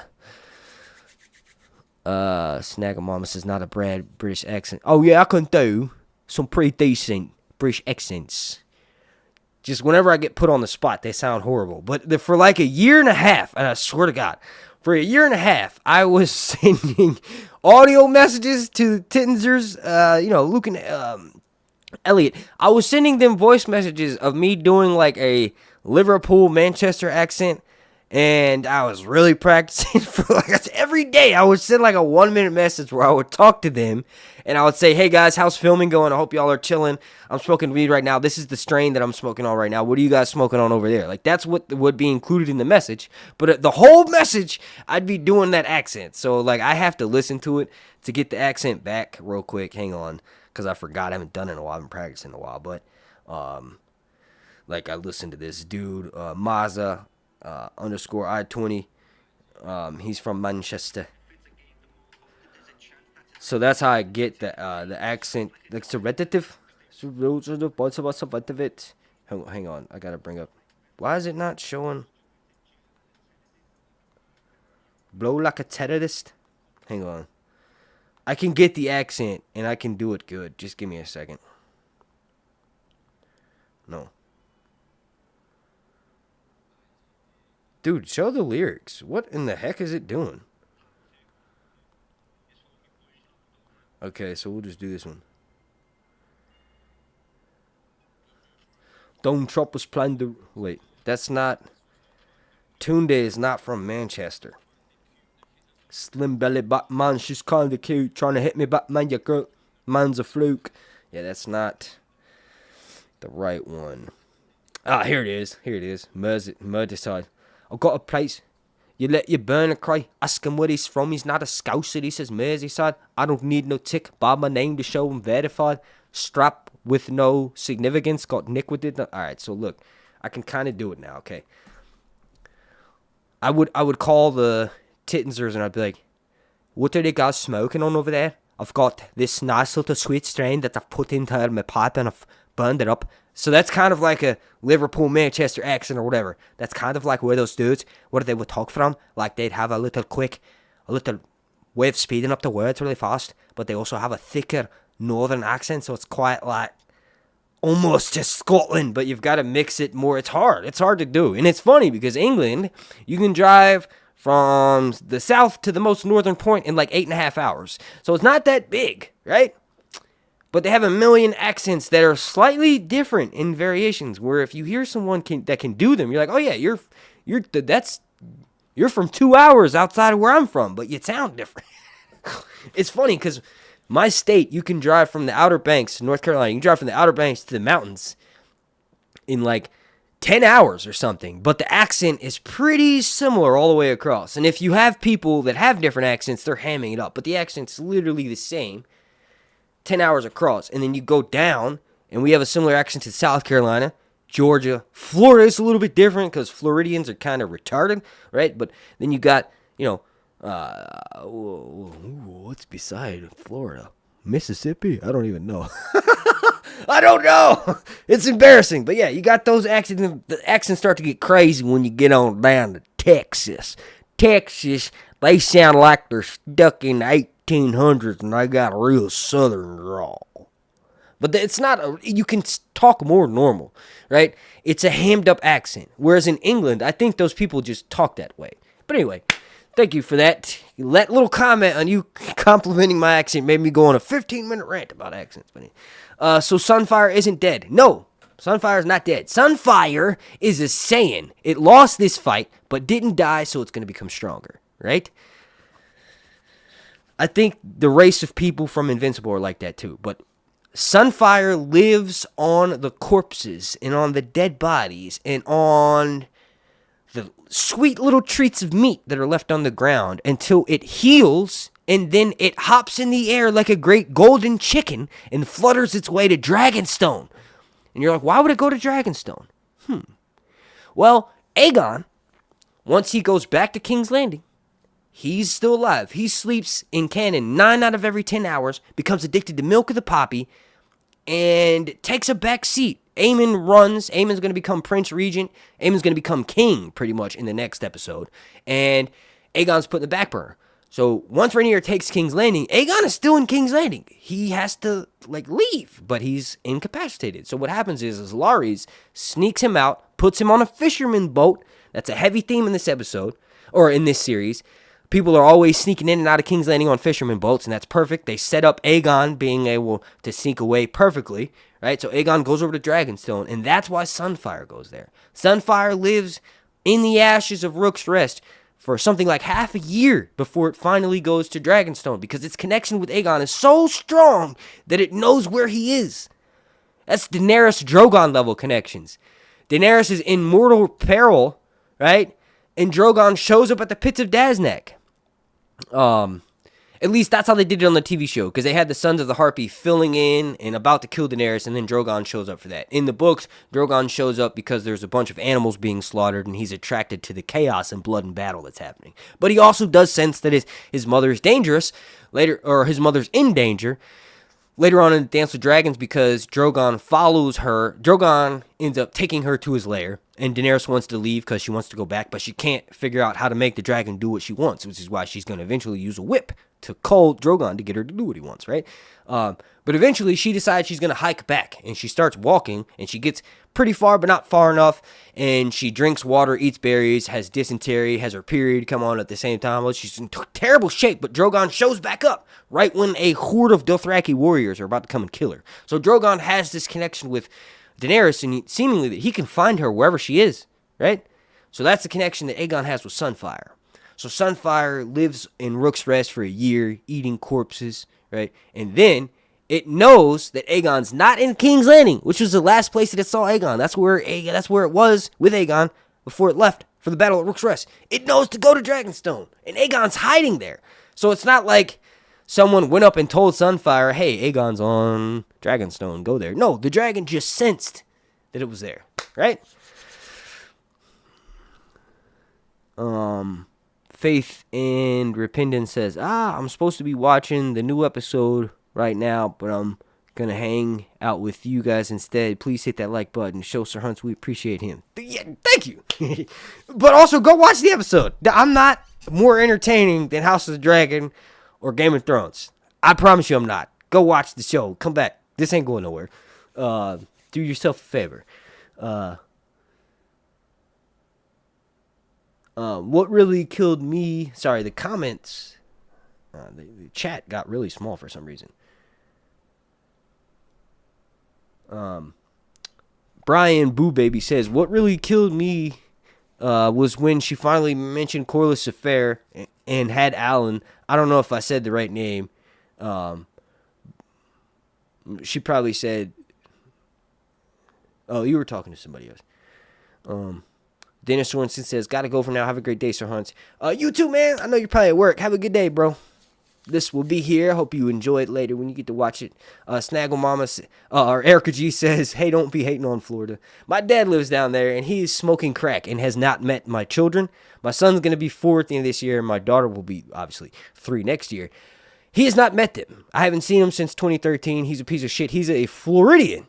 So I really don't like Florida. I go hard on Florida because of that. But when I lived down there, from 2007 to 2008, it was awesome. I loved it. I thought it was crazy how beautiful it was. But then you also have like some of the trashiest neighborhoods you've ever seen in your life. Like you could have the most beautiful everything, the most beautiful houses ever, like with big palm trees and beautiful. I was in Deltona, so I was in the middle of Daytona and DeLand. I was in Deltona, it was like in the middle of there, and it was just gorgeous. Whatever. I shit on Florida hard because my dad's down there. Like I said, he's a crackhead who literally abandoned me and has not met his grandkids, and like he's a full-on piece of shit. And he was at one point the greatest person in my life, and it really hurts. So fuck Florida, right?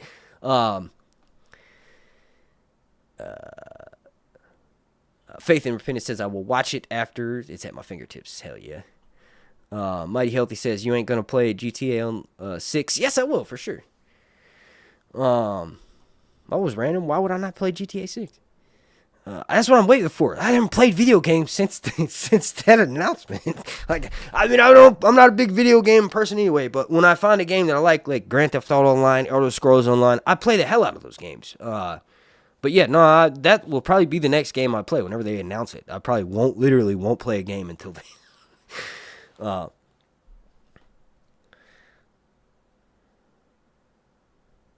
Boros Baratheon said, y'all catch that they killed Rhaenys on 7 her literal in-universe birthday. Yep. Thank you. Shout out Boros. Luke Murphy said, I'm getting pissed that Daemon is a... Oh, wait, I already did that one.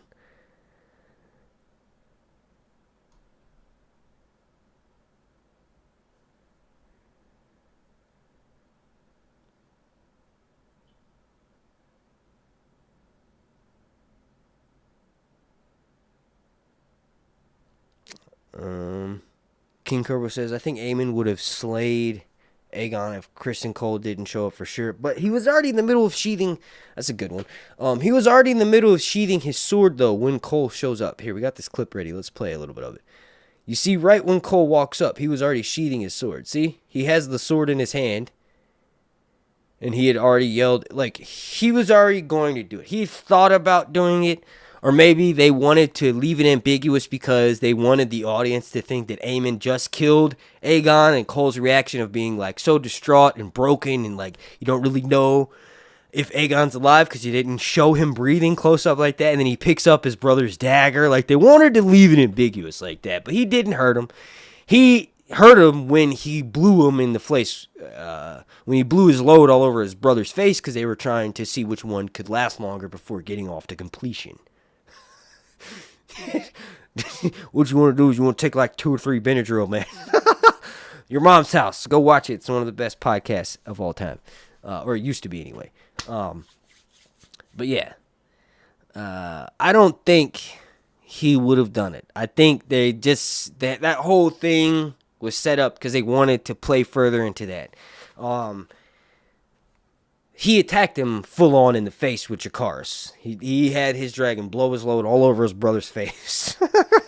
I can't get away from the gay stuff. I don't know. It's so funny to me. It's just hilarious. They was like jacking off all over each other, and the dragons was coming all over the place, and the fire was everywhere, and it was getting hot loads on each other, and it was like a giant orgy scene in the air. But yeah. Let's see. How long have we been streaming?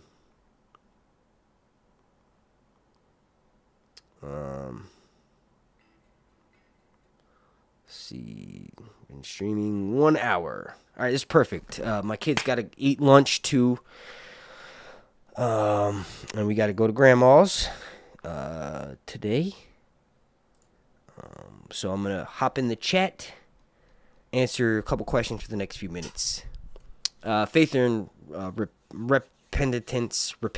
Faith and repentance says Florida's great. From experience, I can say too much sunshine makes life seem like a party every day. I understand. I fell for it with alcohol. Melbourne. Oh, like Melbourne, Australia? Huh?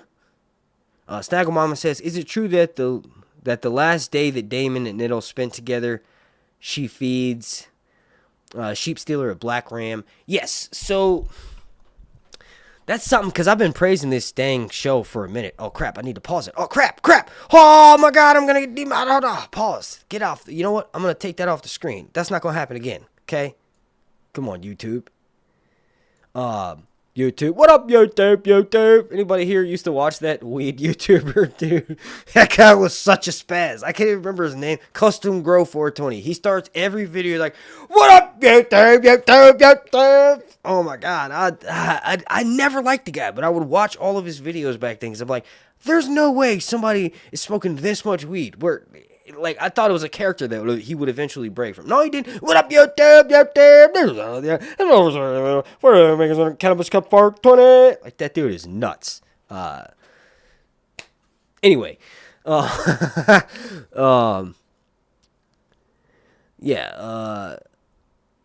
What were we just talking about?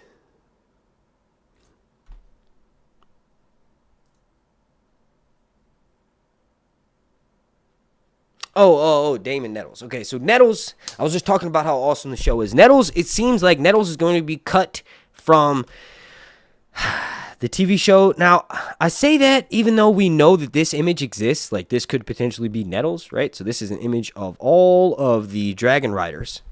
This is probably a scene that's going to happen in episode 5, maybe episode 6, I would assume.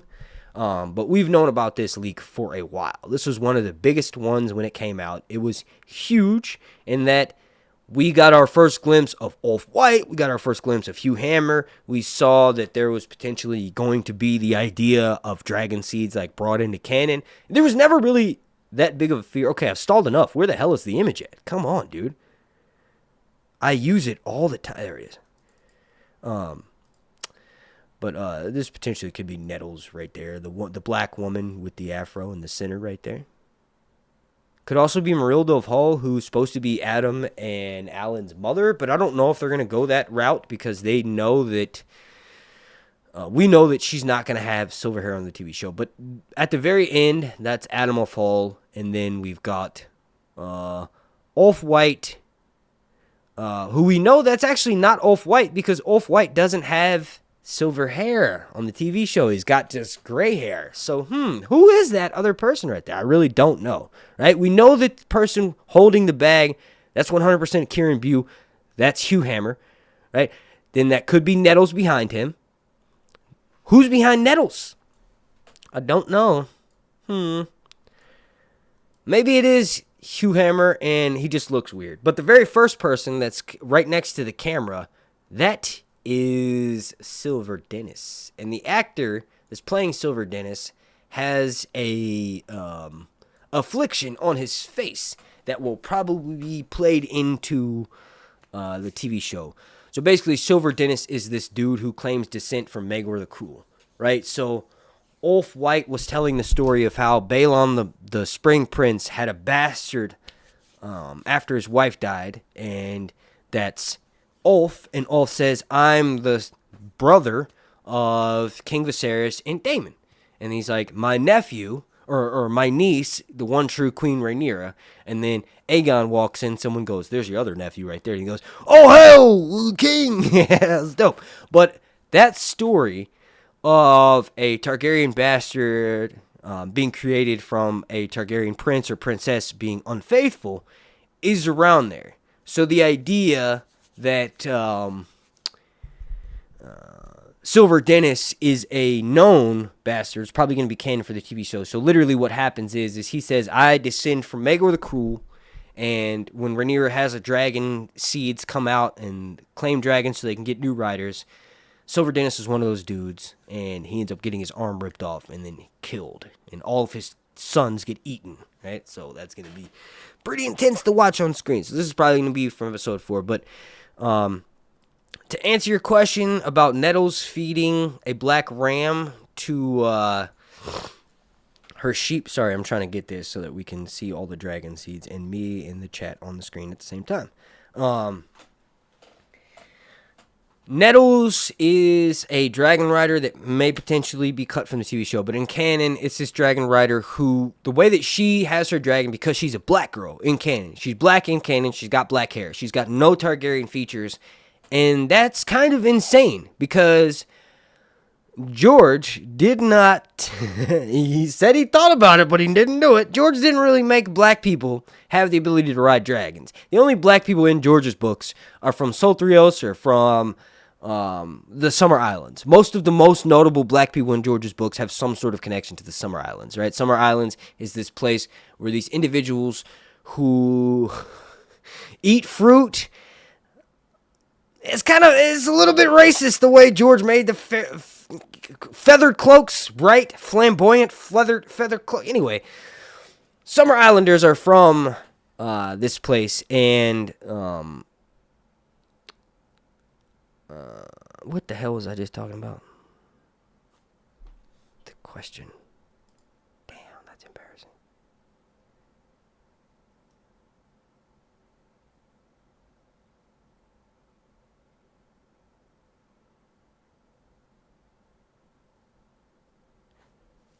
Oh, the black ram. Nettles.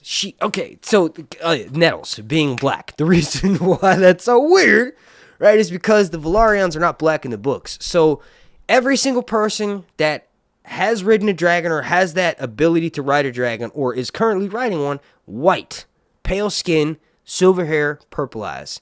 So Nettles is this black girl who's able to claim a dragon. She's got brown skin. Her dragon is described as being a muddy brown dragon, right? She's a black woman, right? And she claims a dragon, but she's got no connection to the Targaryens, aside from being a dragon seed that she says she's a dragon seed, right?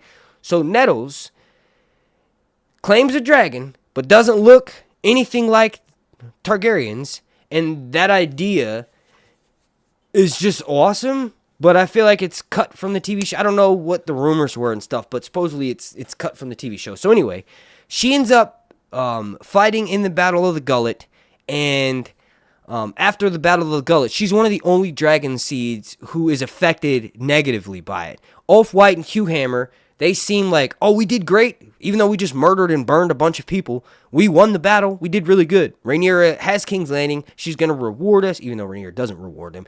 Ulf White and Hugh Hammer just take the battle way better, right?